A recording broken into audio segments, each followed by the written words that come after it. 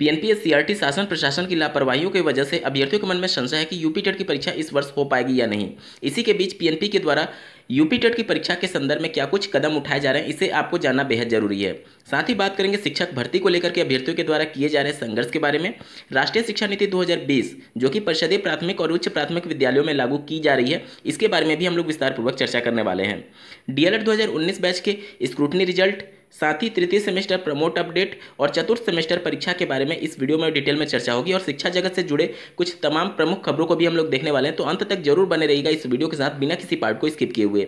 नमस्कार दोस्तों, मेरा नाम है नीरज और आप देख रहे हैं करियर बिट यूट्यूब चैनल। अगर आप इस चैनल पहली बार विजिट कर रहे हैं तो इसको सब्सक्राइब करते हुए बेल आइकन को प्रेस करना ना भूलें। जैसा कि आपको ज्ञात होगा, यूपी टेट 2020 के संदर्भ में ऑनलाइन आईजीआरएस कंप्लेंट पर दिनांक 2 अगस्त 2021 को अपर मुख्य सचिव बेसिक शिक्षा विभाग के द्वारा सचिव परीक्षा नियामक प्राधिकारी कार्यालय को निर्देशित किया गया था कि 7 दिन के अंदर आख्या उपलब्ध कराने के संदर्भ में, जिस पर सचिव परीक्षा नियामक प्राधिकारी कार्यालय द्वारा दिनांक 5 अगस्त 2021 को फिर से अपडेट किया गया है कि संबंधित प्रकरण के संबंध में शासन द्वारा दिए गए निर्देशानुसार कार्रवाई की जा रही है। दिनांक 14 जुलाई 2021 को सचिव परीक्षा नियामक प्राधिकारी कार्यालय के द्वारा आख्या को उच्च स्तर पर भी प्रेषित किया गया है।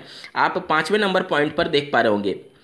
यहाँ पर पीएनपीएस सीआरटी की गलती अब नहीं मानी जा सकती, क्योंकि बार बार इनके द्वारा आख्या और प्रस्ताव भेजा जा रहा है, लेकिन शासन प्रशासन से उसको मंजूरी नहीं मिल पा रही है। यूपी टेट 2020 के संदर्भ में लगभग 5-6 प्रस्ताव पीएनपी के द्वारा भेजा जा चुका है, लेकिन अभी तक तिथि निर्धारित नहीं हो पाई है। एक बार शासनादेश जारी होने के बाद से कोरोना के वजह से जब ये परीक्षा स्थगित हुई, उसके बाद से लगातार ये प्रस्ताव पर प्रस्ताव चल रहा है, लेकिन अभी तक यूपी टेट की कोई भी डेट फाइनल नहीं हो पाई है। एक डेट के लिए प्रस्ताव भेजा भी गया तो उस पर भी पहले से परीक्षाएं होनी प्रस्तावित थी, जिसकी वजह से उस दिन परीक्षा नहीं हो सकती है। तो अब ये शासन प्रशासन पीएनपीएस सीआरटी की निरंकुशता को देखते हुए ये बहुत ही मुश्किल लग रहा है कि इस वर्ष परीक्षा हो भी पाएगी या फिर नहीं। नई प्राथमिक शिक्षक भर्ती की मांग को लेकर के अभ्यर्थियों के द्वारा श्री अजय कुमार लल्लू जी, जो कि कांग्रेस से एक जाने माने चेहरा हैं, और उनके द्वारा बेरोजगारी मुद्दे पर या फिर आरक्षण मामले पर जो 69,000 सहायक अध्यापकों की भर्ती से जुड़ा हुआ मुद्दा है, उस पर लगातार उनके द्वारा आवाज़ उठाया गया रहा है सोशल मीडिया पर या फिर जमीनी स्तर पर। इसी सब को देखते हुए अभ्यर्थी उनसे मुलाकात किए हैं और उन्होंने उनसे अनुरोध किया है कि सरकार पर दबाव बनाए कि जल्द से जल्द प्राथमिक स्तर की शिक्षक भर्ती की मांग पूरी की जा सके सरकार के द्वारा। साथ ही अभ्यर्थियों ने उनसे ये भी गुहार की है कि आने वाले विधानसभा चुनाव को देखते हुए कांग्रेस पार्टी अपने घोषणा पत्र में ये शामिल करे कि अगर उनकी सरकार बनती है तो एक बड़े स्तर पर शिक्षक भर्ती का विज्ञापन प्रदेश सरकार के द्वारा जारी किया जाएगा।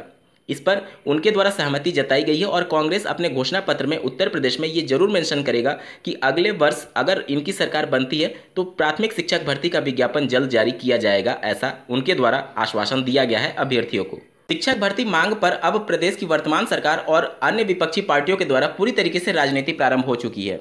विपक्षी पार्टियों को भी ये पता है कि उत्तर प्रदेश में जो बीएड बीटीसी अभ्यर्थी कर चुके हैं वह प्रदेश की वर्तमान सरकार से परेशान हो चुके हैं, क्योंकि लगातार संघर्ष के बाद भी नई प्राथमिक स्तर की शिक्षक भर्ती का विज्ञापन जारी नहीं किया जा रहा है। और उनके द्वारा ये अनुमान लगाया जा रहा है कि जो भी बीएड बीटीसी प्रशिक्षित हैं वो आने वाले विधानसभा चुनाव में प्रदेश की वर्तमान सरकार को वोट नहीं करेंगे। अब वो ये सोच रहे हैं कि उनका वोट बैंक, मतलब बीएड और बीटीसी अभ्यर्थियों का वोट बैंक तो विपक्षी पार्टियों को मिलेगा ही मिलेगा। साथ ही शिक्षा मित्रों को भी टारगेट करने के संदर्भ में विपक्षी पार्टियों के द्वारा कुछ ऐसे स्टेटमेंट दिए जा रहे हैं जिससे बीएड बीटीसी प्रशिक्षित अभ्यर्थी अब नाराज होने लगे हैं।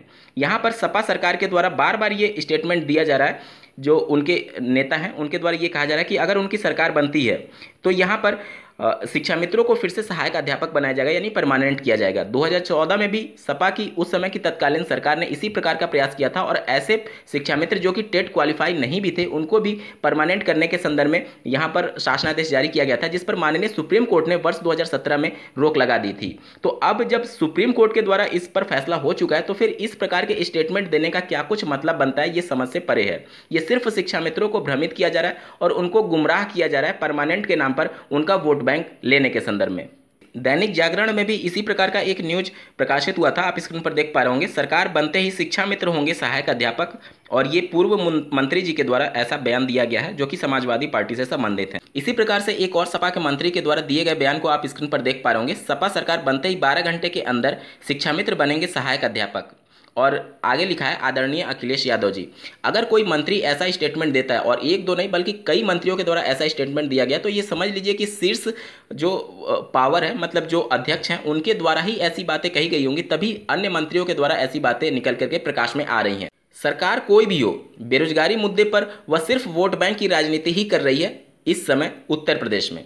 उत्तर प्रदेश शासन में शिक्षा निदेशक के द्वारा समस्त मंडलीय संयुक्त शिक्षा निदेशक को एक पत्र लिखा गया 4 अगस्त 2021 को। स्क्रीन पर आप देख पा रहे होंगे, राष्ट्रीय शिक्षा नीति 2020 के क्रियान्वयन हेतु कुशल संसाधन और प्रभावी गवर्नेंस के लिए विद्यालय संकुल व्यवस्था लागू करने के संबंध में बात हो रही है। राष्ट्रीय शिक्षा नीति के महत्वपूर्ण प्रावधानों को लागू करने के संदर्भ में स्क्रीन पर आप देख पा रहे होंगे, जालौन जिले के एक प्राथमिक विद्यालय में पूरा स्कूल ही बाढ़ में डूब चुका है और उसके छत पर विद्यालय के प्रधानाध्यापक बैठे हुए हैं। तो यहाँ पर जरूरत है इंफ्रास्ट्रक्चर को भी मेंटेन करने के संदर्भ में। बहुत से ऐसे प्राथमिक विद्यालय हैं जहाँ पर विद्यालय का भवन बिल्कुल जर्जर हो चुका है। देश में केंद्रीय विद्यालयों के लगभग 20% शिक्षकों के पद खाली हैं। स्क्रीन पर आप देख पा रहे होंगे, जुलाई 2021 में शिक्षकों की जो वर्तमान स्थिति है उसके बारे में जानकारी दी गई है। पीजीटी में 1724 पद खाली हैं, टीजीटी में 3512 पद खाली हैं और पीआरटी यानी प्राइमरी लेवल में 4000 पद खाली हैं। सभी को मिला दिया जाए तो लगभग 9236 पद खाली हैं केंद्रीय विद्यालयों में शिक्षकों के। सरकार प्राथमिक विद्यालयों में शिक्षकों के खाली पद पर शिक्षक भर्ती का विज्ञापन जारी करने को तैयार नहीं है, लेकिन फिर भी इस प्रकार के आर्टिकल अगर न्यूज़पेपर में आ रहे हैं तो इसका सिर्फ और सिर्फ एक मकसद होता है कि जो उत्तर प्रदेश में डीएलएड के लिए ऑनलाइन एप्लीकेशन चल रहे हैं जिस पर मात्र 50,000 आवेदन आए हैं 2.5 लाख सीटों के सापेक्ष, तो उनको अभ्यर्थियों को आकर्षित करने के लिए कि हमारे पास पद रिक्त हैं और भविष्य में हम शिक्षक भर्ती निकालेंगे, आकर्षित करने के लिए ही अभ्यर्थियों को इस प्रकार के न्यूज आर्टिकल दिखाए जाते हैं ताकि अभ्यर्थी आकर्षित हों डीएलएड में एडमिशन लेने के संदर्भ में। लेकिन जिस प्रकार से डीएलएड कोर्स को अनदेखा किया गया है प्रदेश की राज्य सरकार के द्वारा, उसके बाद से अगर 10 से 20% सीटें भी बढ़ जाएं तो बहुत बड़ी बात होगी उत्तर प्रदेश में। डीएलएड 2019 बैच के सेकंड सेमेस्टर स्क्रूटनी के रिजल्ट के संदर्भ में एक अभ्यर्थियों के द्वारा फोन कॉल के माध्यम से पीएनपी के सचिव को अवगत कराया गया कि काफी विलंब हो चुका है और आपके द्वारा जो आश्वासन दिया गया था वो भी समय सीमा पूर्ण होने के करीब है, लेकिन अभी तक रिजल्ट की घोषणा नहीं हो पाई है। जिस पर पीएनपी के सचिव के द्वारा अभी भी स्पष्ट यही कहा जा रहा है कि आपको अभी वेट करना होगा। हालांकि 10 अगस्त उनके द्वारा तिथि बताई गई थी, लेकिन आज 6 अगस्त 2021 को 19 बैच का पूरा प्रशिक्षण समाप्त हो चुका है, 2 वर्षीय कोर्स कंप्लीट हो चुका है। बावजूद इसके अभी तक अभ्यर्थियों के पास प्रथम सेमेस्टर के रिजल्ट की भी घोषणा नहीं हो पाई है और सेकंड सेमेस्टर स्क्रूटनी रिजल्ट की भी घोषणा नहीं हो पाई है। अभ्यर्थियों को प्रथम सेमेस्टर प्रमोट किया जाएगा या नहीं, जिनका बैक लगा है, थर्ड सेमेस्टर उनको प्रमोट किया जाएगा या नहीं, ये सभी चीजें संशय हैं। उत्तर प्रदेश में डीएलएड कोर्स के साथ पूरा सौतेला व्यवहार किया जा रहा है। अन्य कोर्सेज में सभी को प्रमोट करने के संदर्भ में दिशा निर्देश जारी किए जा चुके हैं, राज्य सरकार के द्वारा उन पर गहनता से विचार भी चलता है, लेकिन डीएलएड एक ऐसा कोर्स है जिसके किसी भी मुद्दे को प्रदेश सरकार गंभीरता से नहीं लेती है। उसी का आज नतीजा है कि डीएलएड में एडमिशन के नाम पर मात्र 50,000 अभ्यर्थियों ने आवेदन किया है, जबकि 15 दिन से ज़्यादा का वक्त हो चुका है आवेदन लिए जाने के संदर्भ में। 2.5 लाख से ज़्यादा सीटें हैं और मात्र 50,000 आवेदन, कहीं ना कहीं प्रदेश सरकार के लिए शर्म की बात होनी चाहिए। स्क्रूटनी रिजल्ट के बारे में अभी भी पीएनपी सचिव का यही कहना है कि 1 हफ्ते का वक्त और भी लग सकता है। वहीं प्रथम से चतुर्थ सेमेस्टर स्क्रूटनी रिजल्ट साथ में ही घोषित किया जाएगा, पीएनपी सचिव के द्वारा कहा गया है। साथ ही अभी जो हाल ही में चतुर्थ सेमेस्टर के स्क्रूटनी रिजल्ट के लिए आवेदन लिए गए थे उसके रिजल्ट के संदर्भ में अभी भी आपको 2 महीने का वक्त और लग सकता है रिजल्ट घोषित होने के क्रम में।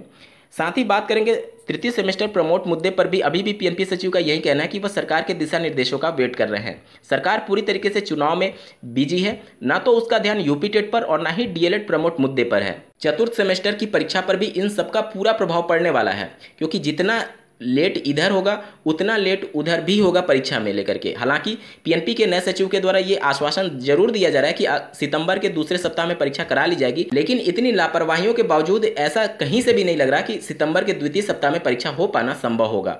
इससे पूरी तरीके से ऐसे अभ्यर्थी भी प्रभावित होंगे कि जो पहले के बैच के बैक पेपर में सम्मिलित होने का वेट कर रहे हैं, उनकी भी परीक्षाएं पूरी तरीके से प्रभावित हो रही हैं। पीएनपी सचिव को चाहिए था कि कम से कम उन अभ्यर्थियों का भविष्य अधर में क्यों लटकाया जाए इन 19 बैच के अभ्यर्थियों के साथ। तो सबसे पहले उन सबके बैक पेपर का आयोजन पीएनपी अगर चाहती तो समय से कंडक्ट करा सकती थी, लेकिन सरकार पीएनपी एससीईआरटी की लापरवाहियों की वजह से ही डीएलएड कोर्स आज पूरी तरीके से गर्त में जा चुका है और कोई भी अभ्यर्थी अब डीएलएड में एडमिशन लेने के लिए इच्छा जाहिर नहीं कर पा रहा है इन गलत नीतियों की वजह से।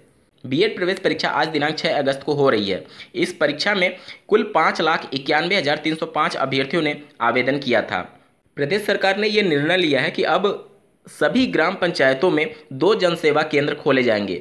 जनसेवा केंद्र के माध्यम से जाति, आय और निवास प्रमाण पत्र जैसे अन्य सुविधाओं का भी ग्राम में ही ग्राम पंचायत पर ही सुविधा प्रदान की जाएगी ग्रामवासियों को, ऐसा प्रदेश सरकार के द्वारा कहना है।